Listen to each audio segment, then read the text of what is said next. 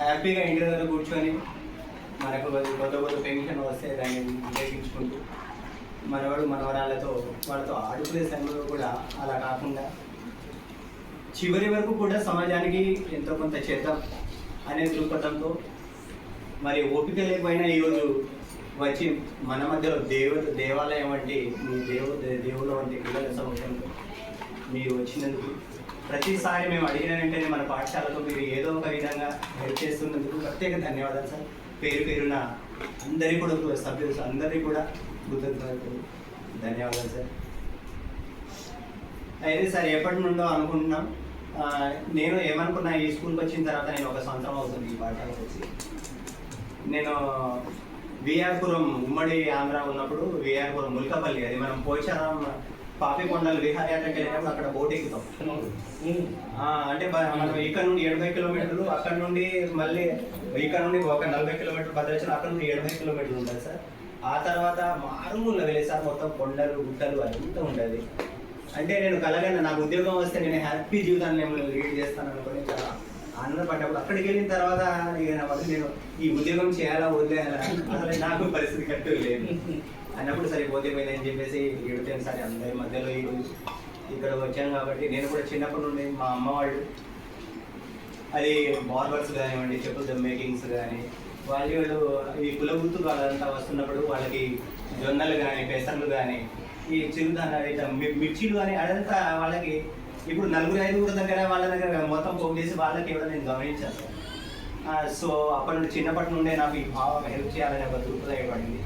దీనివల్లనే నేను BVO Banjara volunteer organisation నేను కూడా 2001లోనే ఏర్పాటు చేసి దాని ద్వారా సాంస్కృతిక కార్యక్రమాలు కానివ్వండి, చైతన్య కార్యక్రమాలు కానివ్వండి, ఈ మధ్యలో పిల్లలందరూ కూడా మొబైల్కి అడిక్ట్ చేసి మొబైల్తో ఎక్కువ దానికి టైం గడుపుతుంది.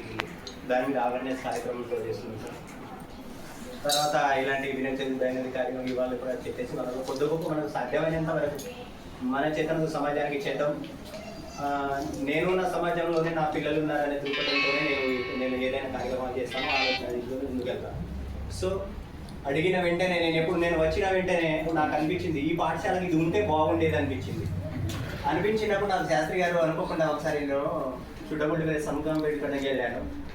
సార్ అక్కడ ఉన్నారు, సార్ మాట్లాడుతున్నారు. సార్ ఎవరున్నారు అట్లా సీనియర్ సిటిజన్స్ సార్ అట్లా ఉన్నారా అంటే సార్ నేనే అని చెప్పేసి నా దగ్గర వచ్చి నా పరిచయం అయింది.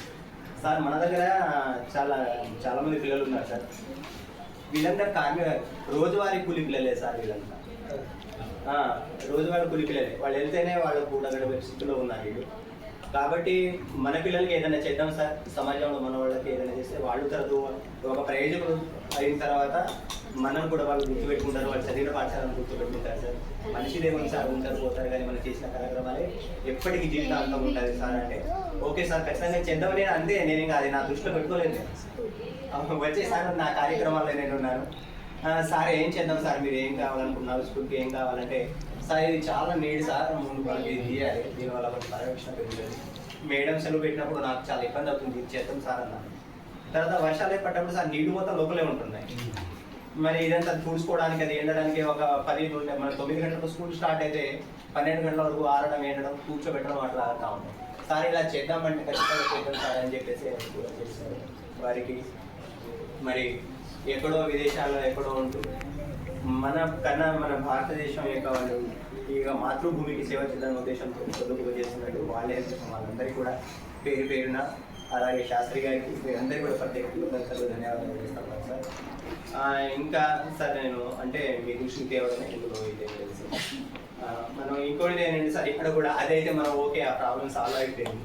నాకు ఇంకా మనకు అవసరమే సార్, అంత అంటే అవసరమే, ఆనందం కోసం ఏం లేదు. నేను అవసరం నీడైతే ఉందో అదే మనకు అవసరం సార్. ఇది షెడ్ ఒకటి మనకి ఇది ఉంటే ఇది వాటర్ ఇదంతా లోపల ఫ్లో అవుతుంది, వర్షం అదంతా పట్టాలి. కాబట్టి మీకు వీలైతే ఇది ఒకటి దీని గురించి కూడా ఆలోచన చేయండి సార్. మీరు ఒక షెడ్ వేయడం. తర్వాత నేను గమనించిన విషయాలు ఏంటంటే ఎక్కడ షెడ్ ఇది ముందు మనం ఆ సైడ్ వేసాం. దీనివల్ల ఏంటంటే సార్ ఇప్పుడు మనకి వర్షం వచ్చినప్పుడు వాటర్ లోపలికి రాకుండా ఉంటుంది.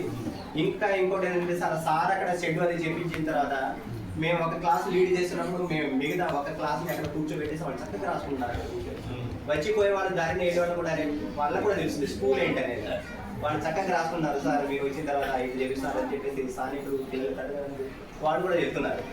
సో ఇంకొకటి ఏంటంటే సార్ మనకి ఇవి స్కూల్ మెయింటెనెన్స్ కోసం కొంత అమౌంట్ వస్తుంది. మనం దీని మెయింటెనెన్స్కి వీటికి విన్నట్టుగా సరిపోతుంది. నేను వచ్చిన తర్వాత నాకు ఒకటి ఇది గమనించాను సార్, మీకు వీలైతే నాకు చైర్స్ కూడా ఒకటి ఏర్పాటు చేస్తే ఈ దృష్టిలో పెట్టుకుంటారని. ఈ యొక్క చక్కటి కార్యక్రమాన్ని మీ అందరికీ సార్ ప్రత్యేక ధన్యవాదాలు.